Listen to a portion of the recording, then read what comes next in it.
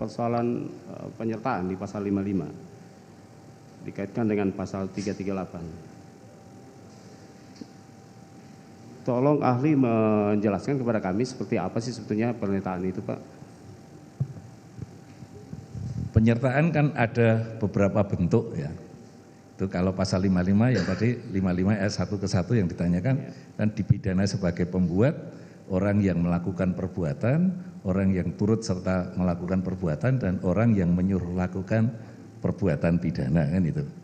Nah, itu bentuk-bentuk penyertaan. Nah, tentu bentuk-bentuk penyertaan itu mempunyai konsekuensi masing-masing di dalam pembuktiannya.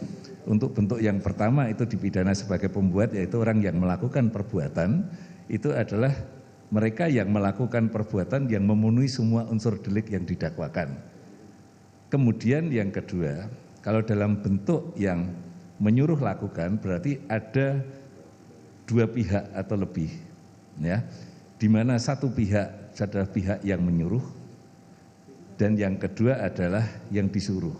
Yang melakukan perbuatan material dader itu yang disuruh di dalam bentuk turut serta penyertaan yang seperti ini. Yang disuruh itu tidak bisa dipidana karena dia sebenarnya tidak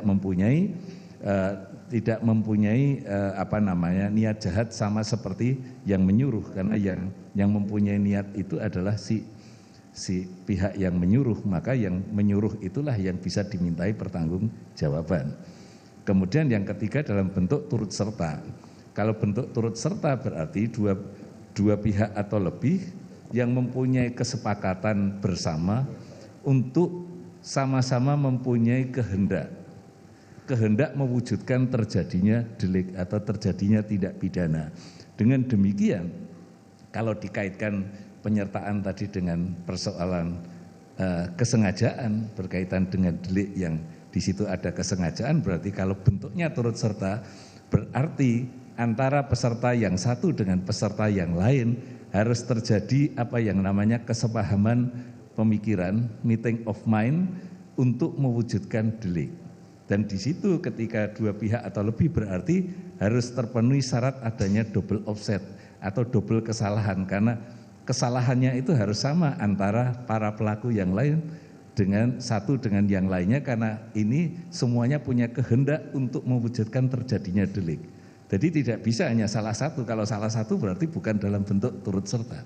Kalau turut serta berarti persyaratan utamanya adalah ada kehendak yang sama untuk mewujudkan delik. Persoalan yang dilakukan berbeda-beda di dalam melaksanakan tindakan itu tidak menjadi masalah di dalam bentuk turut serta. Yang penting pelaku satu dengan pelaku yang lain punya kehendak yang sama. Yaitu berarti itu ada double offsetnya untuk terjadinya delik. Ya, baik, saya tertarik mengomentari mengenai meeting of mind, Pak. Sebetulnya mohon dijelaskan kepada kami dan persidangan ini sebetulnya secara sederhana meeting of mind itu seperti apa bisa dijelaskan, Pak?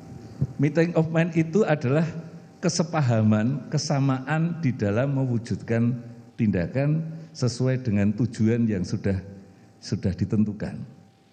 Kalau pembunuhan, maka meeting of mind-nya itu adalah peserta satu dengan yang lainnya sama-sama menghendaki terjadinya kematian orang lain. Itu meeting of mind.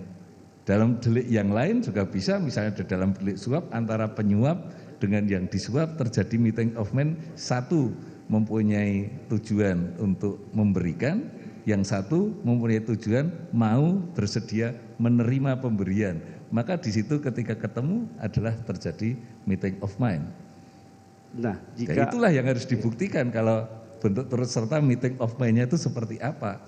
Nah, ini kan kesamaan niat, Pak. Nah, jika salah satu pihak, ada salah satu orang yang ikut serta di dalamnya, kemudian melakukan sesuatu hal yang melampaui kesepakatan itu atau meeting of mind itu, seperti apa itu konsekuensinya? Saya tidak tahu yang dimaksudkan melampaui, tapi kalau yang dimaksudkan adalah seseorang melakukan tidak ada kesepahaman di dalam terjadinya delik, itu kan bukan turut serta. Itu yang saya maksud, Pak. Ya, itu yang saya maksud. Jadi misalnya seseorang melakukan sesuatu yang di luar dari kesepahaman atau meeting of mind tadi. Ya itu kan tanggung jawabnya sendiri. Kalau ada meeting of mind itu berarti keduanya bersepakat sama untuk mewujudkan delik. Jadi terjadinya delik itu adalah sesuatu yang sama-sama disepahami. Itu baik. Meeting of mind. Saya masih lanjut ke meeting of mind, Pak. Nah, jika ada seseorang yang ada di waktu dan tempat kejadian perkara tanpa adanya meeting of mind, apakah mungkin orang itu ditarik sebagai pesakitan juga, Pak? Ya, karena tadi sudah saya sampaikan kalau itu bentuknya adalah turut serta itu harus ada meeting of mind, maka tidak semua orang yang berada di dalam satu tempat ketika itu terjadi satu kejahatan itu berarti turut serta kan itu. Tergantung dari tadi apakah dari orang yang ada di situ itu terjadi kesepahaman yang sama enggak untuk terjadinya kejahatan tadi yang dimaksud. Kalau itu ada kesepahaman yang sama di antara orang yang ada di situ, berarti ada meeting of mind-nya, berarti dia turut serta. Tapi kalau tidak ada, berarti tidak ada keturut sertaan kan gitu. Itu semuanya sudah menyangkut tentang pembuktian saja gitu.